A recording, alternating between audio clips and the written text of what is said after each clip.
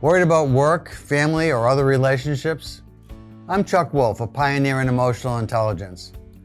When live on the Emotion Roadmap, I use a proven 4-question framework to turn emotional roadblocks into clear next steps on air in real time. Join us Tuesdays at 5 p.m., twice a month on YouTube. Subscribe, go to YouTube, type in @CJWOLFE5, and ask to be notified when I'm live so you don't miss a show. Call in when you see the number on screen. In 1990, the psychologists who sparked the science of emotions asked me to help translate their research into everyday tools. I built the Emotion Roadmap, a simple 4-question model that helps anyone improve how they manage their feelings and influence others ethically and effectively. On the Emotion Roadmap, take the wheel and control how you feel. We turn worry into clarity and stress into strategy. Each 45-minute episode blends practical psychology, common sense tools, guest experts, and live caller coaching. Smart, capable people often get stuck when emotions run high, and this show helps you get unstuck fast. When you call, you help everyone else who listens. As I help you, I explain how the Emotion Roadmap works so that everyone listening is learning to use the process. To learn more about me, go to www.emotionroadmap.com.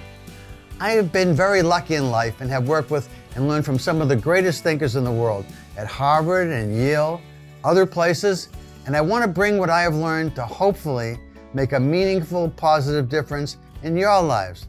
Enjoy and tell your friends and your family. Hi, this is Chuck Wolf, and you're listening to the Emotion Roadmap. Take the wheel and control how you feel. And as a way of getting started, I want to tell you a little bit about what the show's about.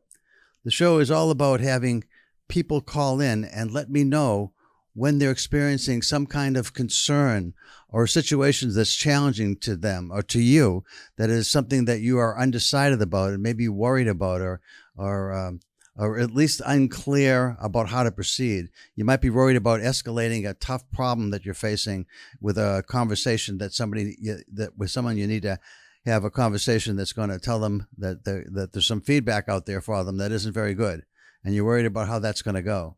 Or you're just dealing with people from the perspective of a tough call and a tough decision that has to be made, and it's not something they're going to want to hear, and you're worried about how to deliver that message. Or you're having a struggle with somebody at home or at work or in the community where you're just not getting along. The chemistry isn't there, and you really want it to be. And you're trying to figure out how to make that work, how to strengthen the relationship in general. And any of those situations require all kinds of thoughtful behavior on your part that comes from the way you're thinking about it, and it comes from how you're feeling about it. I just recently put together a newsletter that I do for LinkedIn, and it's something where I have the ability to have someone think about the idea of when you are feeling on some kind of concern, a challenge, or doubt, or you're just doubtful about how to proceed or what steps to take or what decisions to make, and you're worried about that. And I was talking about the idea of how does artificial intelligence help with that? And so today I'd like to talk a little bit about artificial intelligence. In fact, I would really like if you want to call in, and you can see the number above me on the screen, if you want to call in and talk about how you see artificial intelligence. Are you worried? Do you think people are overreacting to how concerned they are about emotional intelligence? Have you sensed really positive benefits from artificial intelligence for yourself? And in that newsletter, I talk about the idea that AI, artificial intelligence, and EI, emotional intelligence, when combined, when used together, are incredibly powerful tools, like power tools in your workbench.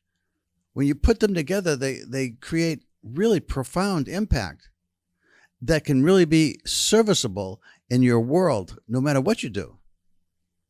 And I'd like to share that with you, some of the ways that can happen. But I also wonder, what are your experiences with it? And do you think emotions play a role in what's happening with artificial intelligence? I mean, I clearly do, but do you? And if so, in what way? So I'd love to hear from you about what you think about whether people are overreacting and just how you see emotions playing a role in how artificial intelligence is manifesting itself in your life or as you see it in the world today. That's one conversation I'm interested in having. But again, I'm also interested in any conversation that you might want to share with me about how you're feeling about life in general. Do you have any challenges that are really impacting you in a way that is not positive, is causing a lot of unpleasant feelings on your part and a lot of doubt and uncertainty, as I've said? And if that's the case, then what is it you can do about that? And that's where my emotion roadmap kicks in. The emotion roadmap is a tool for any emotional circumstance that you face, where you're not feeling like the emotions I'm feeling are all that helpful. In fact, they may even be an obstacle to what I'm trying to get done.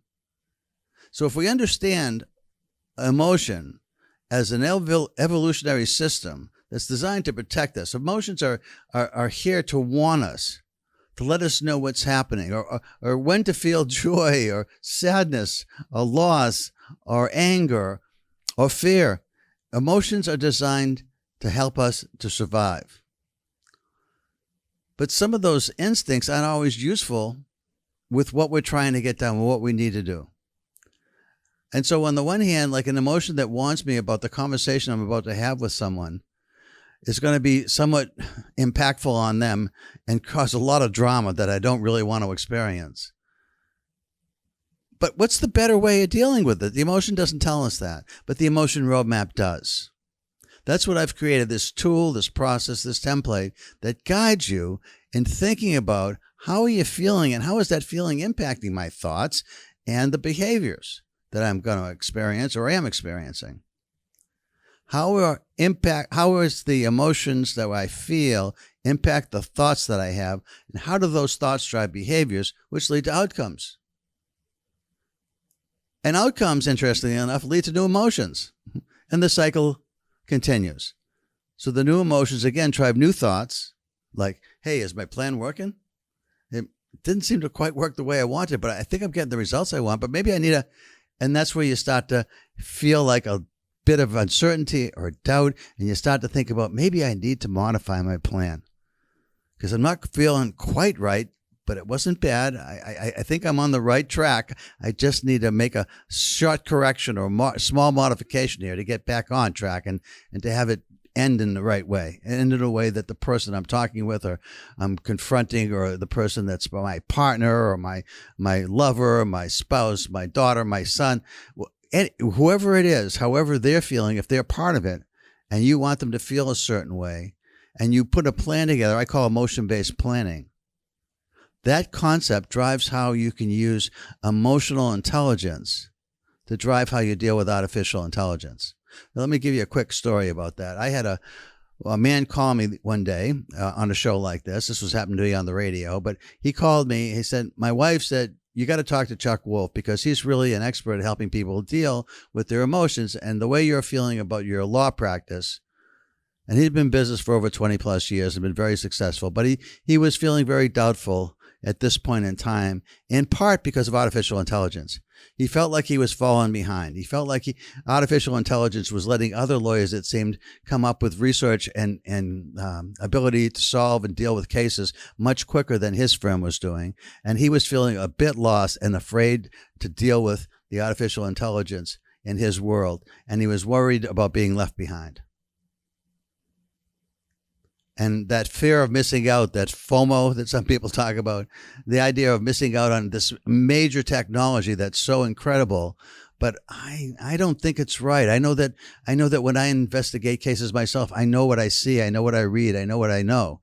But when artificial intelligence looks at a bunch of cases for precedents, for instance, and they come back, I don't know if what they scanned is the right information. I don't know if they came back without making mistakes. And yet a lot of firms seem to be operating as if they're coming back clean and without mistake. So how do you handle that emotionally, right? Do you engage with this? Do you start to use it to your advantage? Do you check it out? Do you use artificial intelligence in your business that way? A lot of people are doing things like that.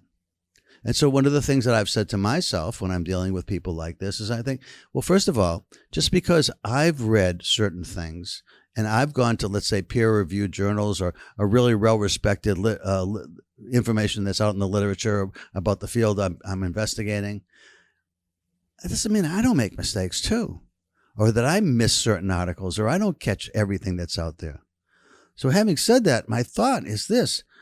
Think about the idea that even if artificial intelligence is making some mistakes, you want to find ways to check what you're using for information, for data, for your world. And other people are experiencing this too in your world and having those same questions. Why not? And this was just a solution that came after talking with this man for a little bit of time. Why not step in, put your foot in the water? It's probably not as cold as you think, not as unbearable as you might believe. Try it. Take a class. Take any class that seems simple enough for you to just get your feet wet and learn a little bit about it. Start to think about how to apply it. Bring your partners in, or the people that work for you in your firm. Bring them all in. Say, what are the ways we can use this? How are you learning about this? What are you doing on your own? What should we do together? Go to some lawyer conventions. Find out what other lawyers are advocating and saying, this is how I've used it. This is what I was afraid of. This is how I've countered the misinformation that might come from AI. So my thought process behind all of this is get past the emotional fear that's paralyzing and move forward in a positive way. So again, I want to talk a little bit about artificial intelligence and emotional intelligence. I'll talk some more about that. But I want you to understand the idea that emotions have an impact everywhere in our world. And a lot of people right now are reacting very positively sometimes, but a lot of people are very negative about what's happening in our world due to artificial intelligence. That's one conversation I was thinking of having. But again, the show's about you having any concerns or any issues with anybody in your world, whether it's at home, at work, in your community, whether it's a team you're a part of, a group that you play in a band, you're on a sports team, whatever it might be. Sometimes emotional challenges arise in all these places. And when you're uncertain how to proceed, this idea of an emotion roadmap can be really helpful. You really want to think about, how am I feeling and how is that impacting what's going on? Is my feeling helpful right now, or is it actually not maybe the best feeling for what's taking place and what I need to do? Is there a better feeling? Is there even an ideal feeling for what I'm trying to get done? And if there's anybody else involved, anybody else that's key, like my teammates, if I'm part of a team, how are some of the key people on the team that influence the others? How is he or she or they feeling? And can I influence them somehow to feel the way I think would be beneficial, even ideal for all of us to feel? And so I want to talk about emotional contagion. When everybody's feeling it, when everybody feels like the office is working the best it's ever worked before, when our company is flying, when we think we can't do anything wrong, when we feel like we're having success after success after success, a company like NVIDIA had that feeling going forward. Their chips were so different and better and more powerful. Their technology is so much greater in what it was able to do than anybody else. And so I think everybody in the office feels that at the same time. But it happens in sports teams too. And I want to talk a little bit about the Red Sox and this idea of emotional contagion, when everybody's feeling it and you feel like you can't lose. And I'll talk more about that too. And the third thing I want to talk about today is caretaking. I'm doing some wonderful work that hopefully is going to begin very soon in terms of its application in real life to provide people who do caretaking for others, people who are connected either as a family member or as a close friend, but someone who cares about another human being, deeply cares, loves even, who is responsible in part for the care of that person as that person loses their independence. Or perhaps they were developmentally challenged right from the beginning, and it's a child that you have, and they're constantly going to need a parent or other siblings' guidance and help and support throughout their lives. The role of caretaker is an emotionally challenging one, perhaps more emotionally challenging than most other aspects of our lives bring to us. How do you make the commitment for what I like to talk about is radical compassion? extreme compassion for that other person. At the same time, making sure you don't lose yourself in the process. At the same time, understanding that when that flight attendant on an airplane says to the parent who's sitting with a child, but says it to every parent sitting with a child, and she's talking or he's talking about when the oxygen masks drop, if the plane runs into interference and trouble, and oxygen masks fall from the ceiling, your inclination for many parents is going to be to stop and put the mask on your child.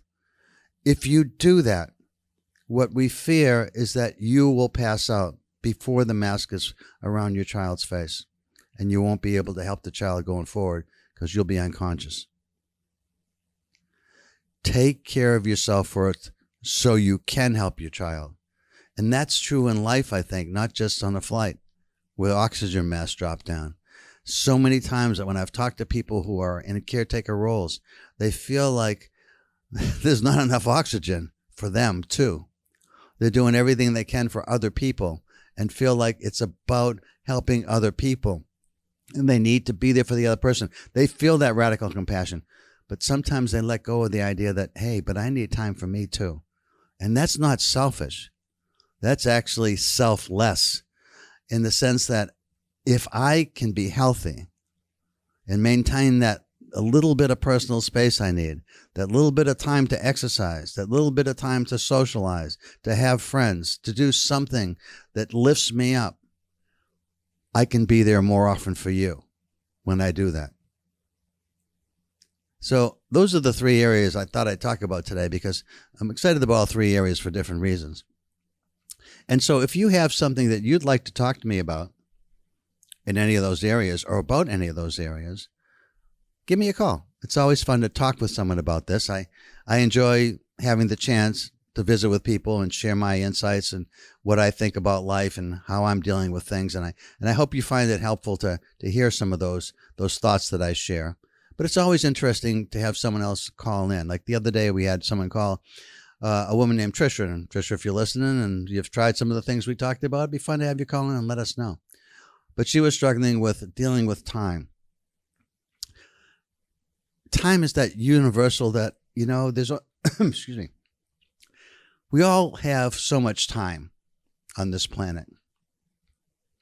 Maybe at some point we'll be able to live quite a bit longer and maybe even immortality is in sight with all the new sciences that are coming forward and people won't be dying anymore. But for the time being, time is limited. Our time is limited. And so in that sense, how do we spend our time? What do we choose to do? And there are times when we feel like the things we want to do aren't the things we seem to be doing. We say we want to be with our families. We say we want to be with our children. We say we want to visit our parents. We say we want to visit our siblings.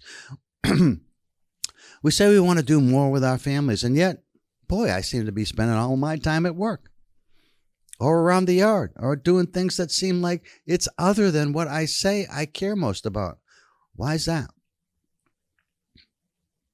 Why is that?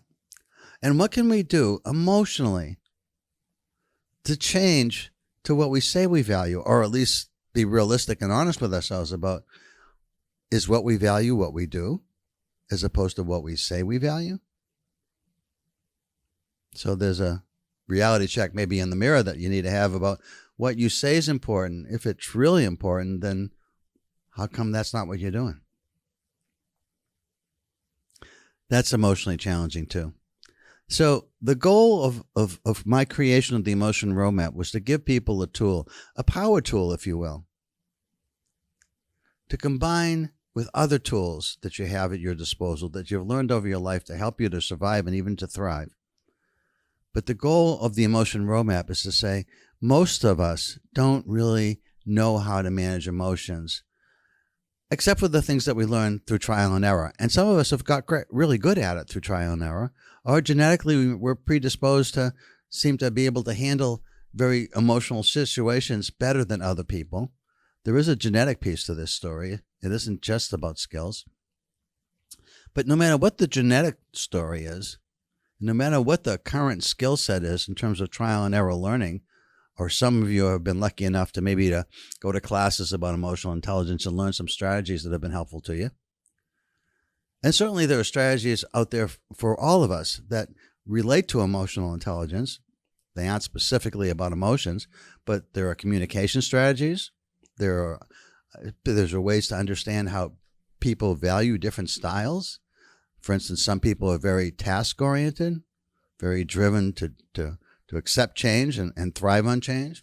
Other people like a lot of stability in lives and don't really like change and don't really like making decisions and often will procrastinate and wait for others to tell them to do something as opposed to get it done themselves. Anyway, there's lots of different styles of people and the ways that we deal with people. It's helpful to know what's the style of the person I'm dealing with and how is it different than me. Certainly that's a way to influence others. But mostly when I talk on this show, I'm trying to help you influence you. A lot of us, if you call in, you might want to change somebody else. And I can help you with that if you like. But most of the time, I find it starts with understanding how are you responding to this? And how about can we look at you first and see if there's any changes you want to make inside you? Because that's where you have the most control. And sometimes, it's really funny, but sometimes if I can help you control what's going on inside you, you no longer feel the need to change the other person. Because you've changed the way you feel about what that other person does. You've changed the way you think about what that other person does. And you change the way you behave relative to the things that other person used to do that caused certain behaviors on your part that you were always upset about after they happened. So the tagline for the show is, take the wheel and control how you feel. And that's what I like to helping people with. So the number to call, if you want to call and just share anything, do you think people are overreacting to artificial intelligence? What are your thoughts about it? Do you understand what emotional contagion is? Have you ever been a part of a team that just feels like it can't lose? It just feels like it has to just keep winning somehow, some way. Someone on that team finds a way to help the team to win.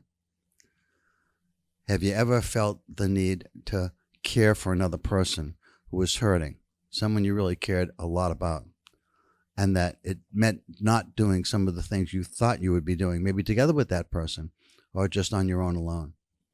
And it's caused you to have some emotional concerns, and you're trying not to be selfish, but at the same time, you're feeling like you're drowning a bit and trying to be as helpful as you can to the other person. While it may never seem to be enough to you or to the other person even, and yet you feel like there's no time for you. And how does that impact you? Those are very challenging conversational items, and I hope you find something, pardon me, of interest. And you want to give me a call. So the number to call is 615-787-3083. So you can dial that on your phone, and it's going to ask you for a PIN. So after you dial the number, one more time, 615-787-3083, put the PIN in when it asks for it. The PIN is 173957-305, and then the pound sign. So again, if you're watching on YouTube, you can see this on the screen. So I'm not going to read that again, but I just wanted to say it, give you a chance to do it. In case, in case you have something that you'd like to call and talk about. The conversations that I want to bring to your attention, as I mentioned already, I talked a little bit about artificial intelligence and emotional intelligence. Let me say a little bit more about that. I guess there are people out there that, I don't know if you can really call it dating their AI bots, but they have really positive, powerful relationships with them from their perspective. Other people are saying, man, that's crazy. How can you be attached or in love with or friends with even a machine? So one day I actually put into Copilot, because I know people like Claude and other AI bots, but personally, I'm a fan of Copilot. And I asked Copilot, Why are people gravitating towards machines like yourself or AI bots that are simply to have a relationship with them? And what Copilot said I thought was interesting. I'll share it with you. It said people are not looking to have a connection with the machine. What they are looking for is the feelings they get when the machine, if you will, doesn't judge them, makes them feel safe. They're looking for the experience, not the relationship, but the experience of feeling safe, of not being judged, of feeling cared about, supported. The machines, AI bots, make you feel a sense of comfort and warmth, like you belong. They're never going to be the one to say, hey, you can't sit at our lunch table. They can't eat lunch anyway, but the idea of, someone saying you don't belong versus, hey, Chuck, how are you today? What can we do together?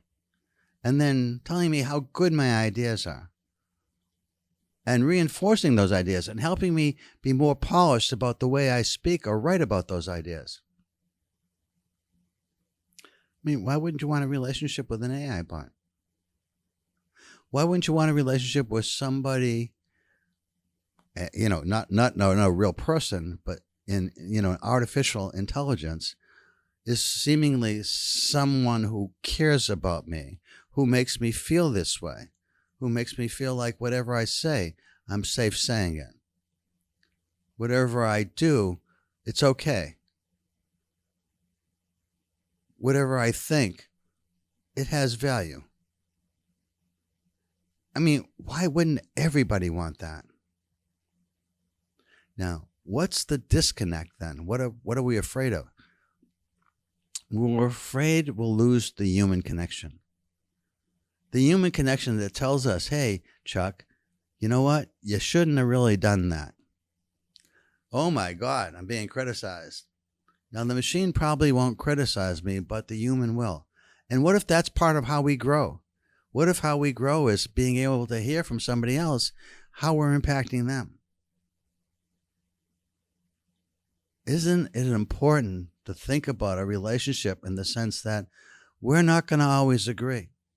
Shoot, I can't even agree with myself all the time. Why would I think I can agree with you all the time? But the machine always finds a way to agree with me or makes me feel validated anyway. So there's a real concern that people are losing themselves, and there's a lot of things going on, I think, that have changed in recent years. One of which, and I'm sure many of you will recognize this, that are older, is that, pardon me, whenever we spoke to family members in the past, and we didn't live close by, or we were at least several miles away at the time, we'd pick up the phone and call them.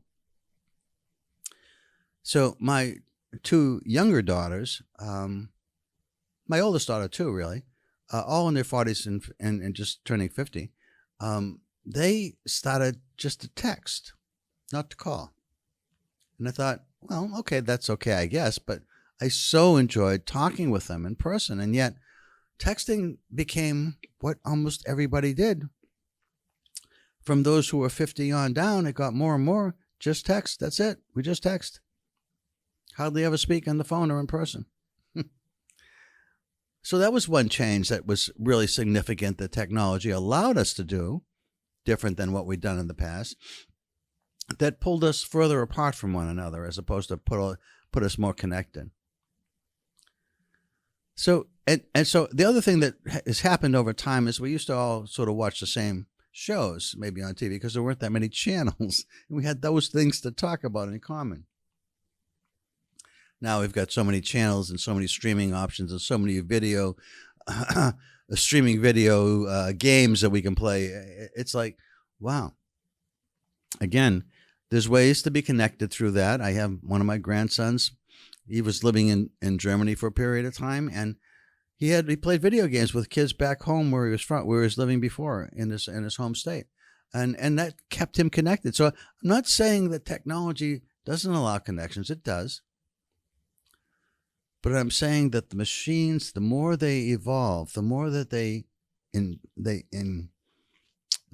own themselves sort of emotional intelligence, the more they find ways to, get us connected and hooked on what they think is important. It's like the algorithms.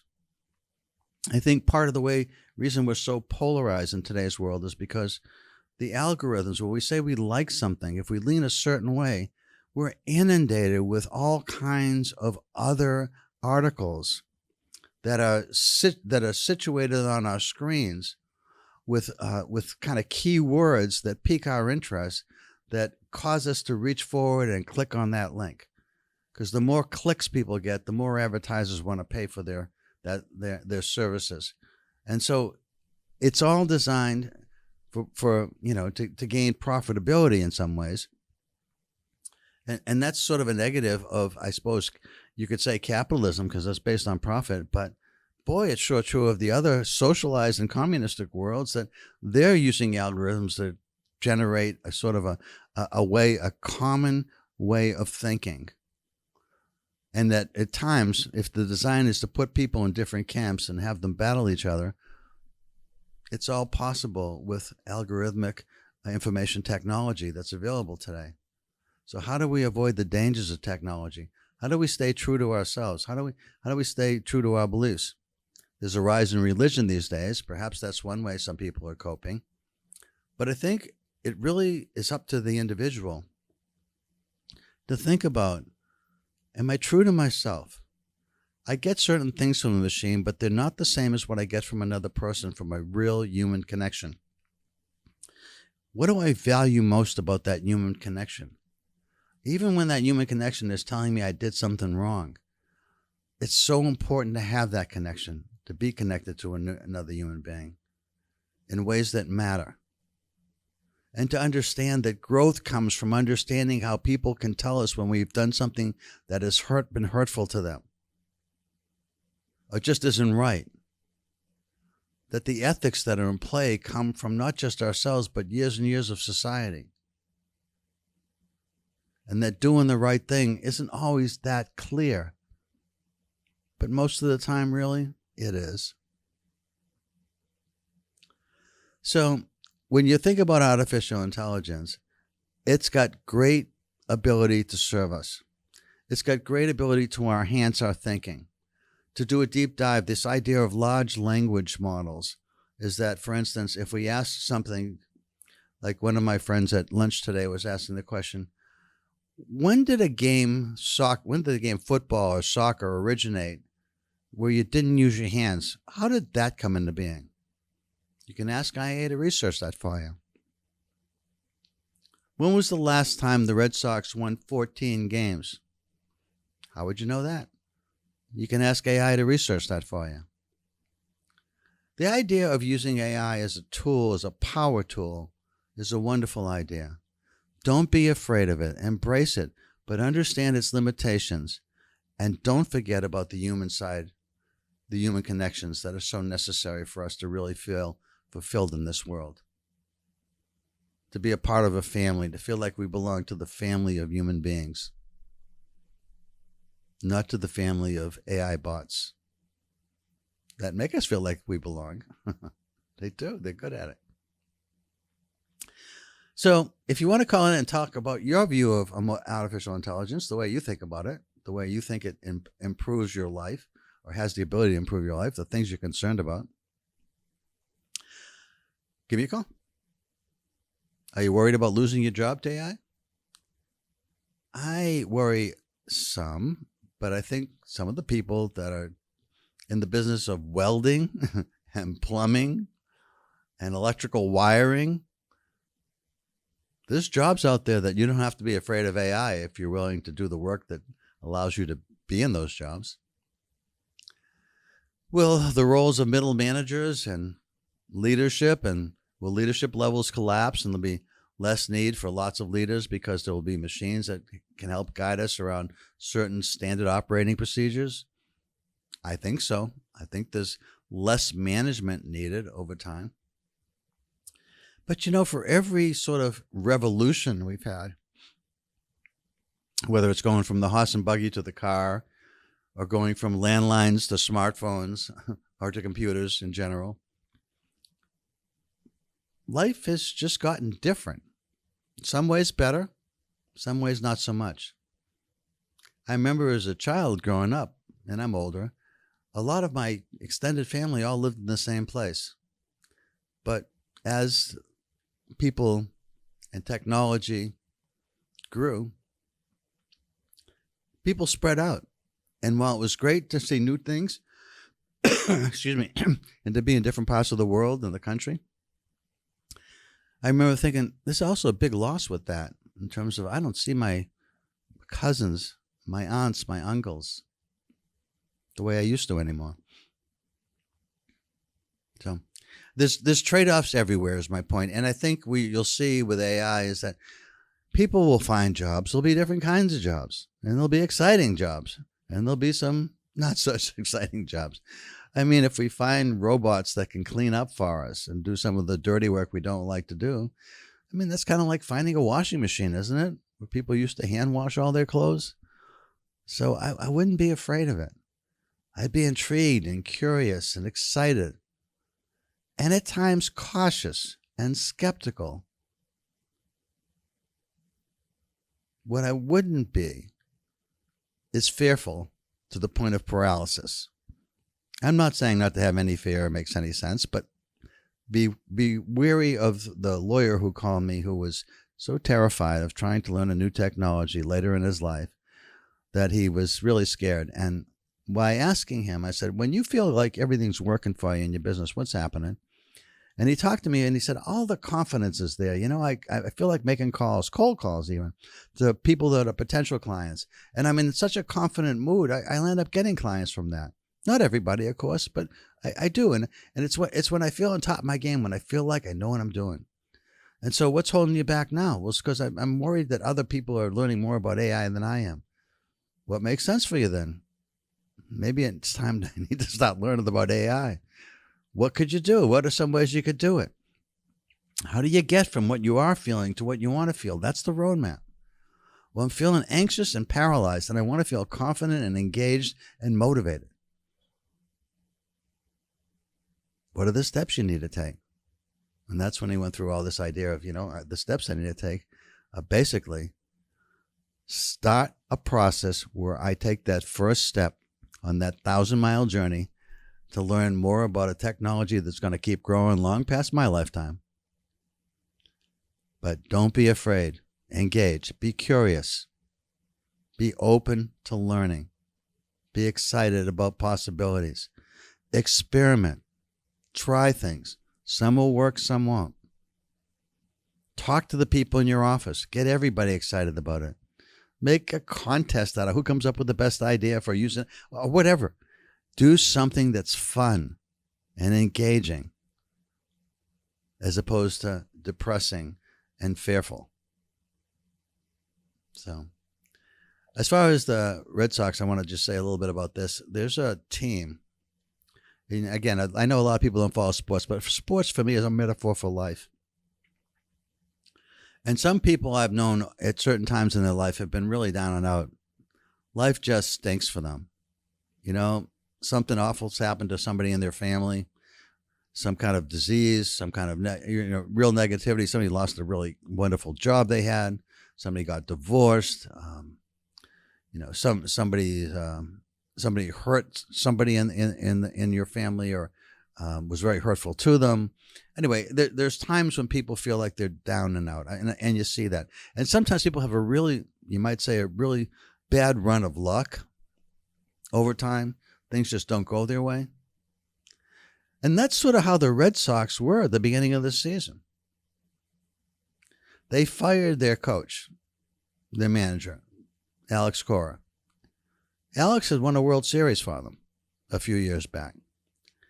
Good baseball guy, relates well to players. They fired him and his coaching staff for the most part. Now, with the team down and out, and you fire your coaching staff, and the general manager is left with a bunch of players that most people think these players, many on the team, are just barely above AAA. And if you don't know what that means that they're in the minor leagues, and they're good enough to play in the majors, but not to play starting roles, not to be regular everyday players. They're not at that level. Not the team that the Red Sox were fielding. And so the expectations were low. They were being met at a low standard. They were the worst team in baseball for part of the time this year. Well, at least one of the worst records. Just a few weeks back, they were 15 games behind the first place Tampa Bay Rays. And then something happened. Something changed. Can't say what it was. Partly they have a new manager, and I think the new manager brings with him a happiness to be in this role. Again, this is speculation on my part, but I think the former manager, Alex Cora, who'd coached a World Series team with a lot of really talented athletes on that team, felt like the general manager didn't provide him with the player personnel he needed to have a successful run. And he felt like, you're asking me to beat major league players on other teams with minor league players on our team. He was just having a really hard time being engaged. And he just didn't seem to feel it. And at least for me, I'm pretty good at judging how people feel. He didn't seem all that into it. And he seemed upset a fair amount of the time. Trying to hide it. He wasn't really negative that much. He just wasn't really positive. There wasn't much coming from him. So he's gone, and up comes the interim manager. They promoted the fella who was the AAA manager. So if you understand the major leagues, then there's AAA, there's AA, and single A, and so forth. So it's hierarchical. And the AAA manager, who had seen a number of these players on the current Red Sox team be promoted from his team in the minor leagues to the major leagues. These people got promoted. And he knew many of them. He was the person in the room with them and said, hey, I got great news for you. You're going to the majors. You're going to the big time. Congratulations. I'm so happy. I'm sure you'll do well up there.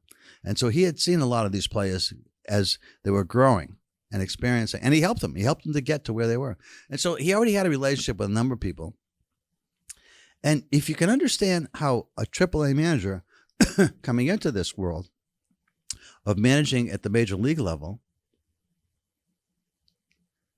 feels different, ebullient, excited, extremely positive, ecstatic about his chance to coach in the majors, to manage in the majors. Now, having said that, he has excellent baseball knowledge. He's a really good baseball guy, apparently, and we've learned that over the time he's been here.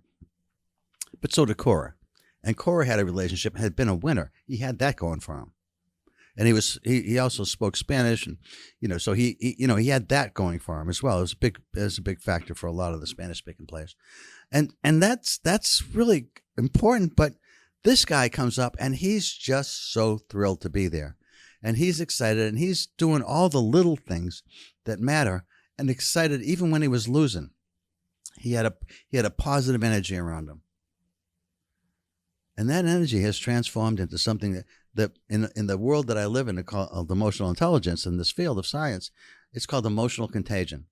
It's when somebody starts to feel so emotionally bad or good, but one way or the other, they feel something really emotionally powerful. And other people start to feel it too. And as other people start to feel it, they start to see different results happening. All of a sudden, they're winning games they never were winning before. All of a sudden, they get to the later innings in the game. The game has 9 innings, and they're down a few runs, and they never came back in the early part of the season. And now they're winning in the 8th and 9th inning. They're a team of destiny at the moment, it feels like. Now, how long it lasts, who knows? It might end tonight if they play, if the weather's okay. But for the moment, it is so much fun for everybody that's a fan to be watching this team. The excitement around Boston is amazing. Not that different than the feeling of the New York Knicks in their playoff run when they won the championship this year, for the first time in 53 years. But what is different was the Knicks were a good team all year long. They weren't necessarily a great team or a championship team, but they were a good team. This Red Sox team, the amazing story is that they were a terrible team. for a good part of the first half of the season. But in the last several weeks, I think they've won something like 19 of 21 games. Unheard of. Ridiculous. In 1946, the Red Sox, in their 125-year history, had the longest winning streak they've ever had. 15 games. The next Red Sox game, if the Red Sox win it, this team that had underperformed for so long, and it was almost a tragic comedy the way that when you watch people, there were so many mistakes being made. But this team, with all its troubles, has a chance, if they win the next game, to tie that 1946 record of 15 consecutive wins in a row. And that team had a lot of superstars on it. Some people might remember Ted Williams as one of them. The whole idea of emotional contagion is that you can create something. You can start it yourself at work. You start believing in something. You start understanding what it's going to take to win here. You start trying to build people up instead of tear people down. You start looking for ways to encourage people to be the best possible versions of themselves. You see people interact and it's negative, and you go about and you talk to each of them individually, and you try to work out a way that the two of them, whoever it was that was having a negative experience together, are able to go forward. Maybe not terrific at first, but they're willing to at least explore the idea of having a more positive relationship because you did something. Because you took the reins, you took the wheel, you controlled how you feel, and you started to influence how others feel as well. So emotional contagion can really work for you. So in case you have that Nessun channel and you want to watch, I don't know if they'll play tonight because of the weather, but in case they do, it's you can't miss baseball right now. It's one of those things where you have to watch. You have to watch these games if you're a Red Sox fan or any kind of baseball fan. It's kind of how I felt about the New York Knicks. I cheer for the Celtics. I'm from Massachusetts originally, and sports. So the Boston sports teams are part of your religion growing up. You almost can't avoid it, but some do, but most of us don't. So I'm dyed in the wool Red Sox, Bruins even, but mostly Red Sox, Patriots, and Celtics. I've been fans for life. But I was happy for the Knicks to win because they were such a great team. It's so much fun to watch a great team. World Cup, I'll say a bit about that too.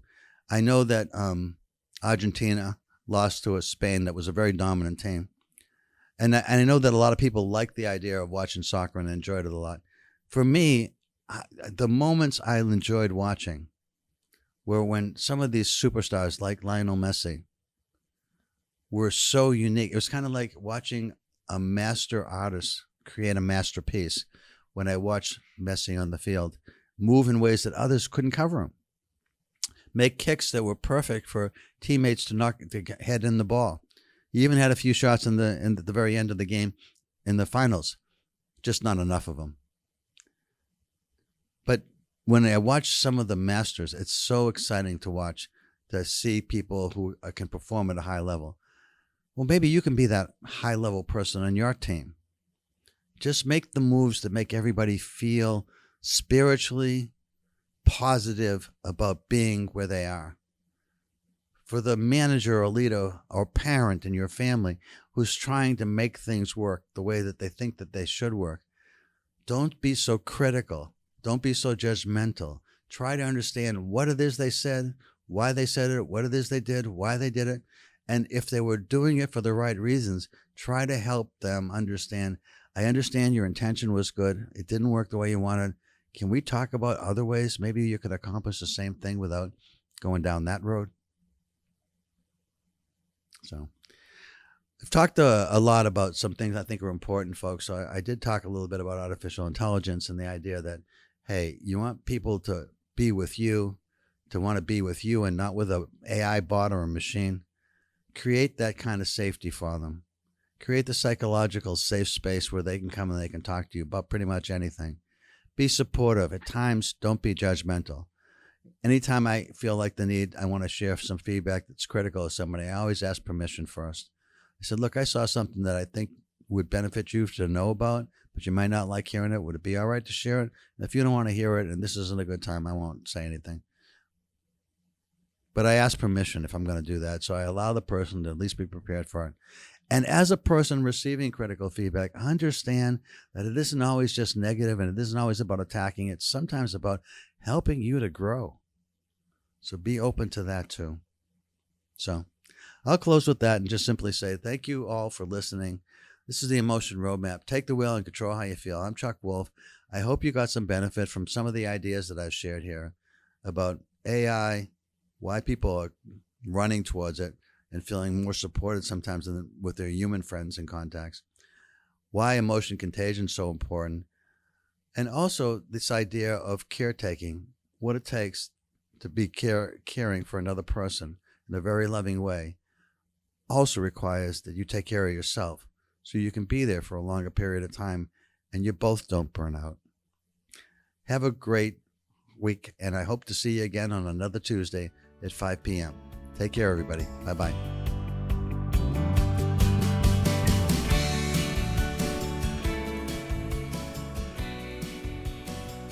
For over 40 years, SCM has been the voice of our town, bringing us together through local programming, education, and live broadcasts. SCM isn't just about television. It's about empowering our community, ensuring our voices are heard during government meetings, and celebrating milestones like our high school graduations. But today, SCM faces a challenge. Our funding structure is based on television subscriptions. And it's no secret, people have been cutting the cord. With a shift to internet-only subscriptions, SCM receives less revenue, even though all our programming is freely available online. We need your support. We need your support. We need your support. We need your support. we need your support. Your donation can make a difference. It will ensure that SCM remains open, continues to educate our youth, and keeps our community informed. Thanks to SCM, I've been honing my creative skills, helping me work towards my college degree. SCM is crucial for keeping our community connected. SCM isn't just here to broadcast local events. They're actually preserving Simsbury's history. Join us. Join us in preserving Simsbury's voice. Simsbury's voice.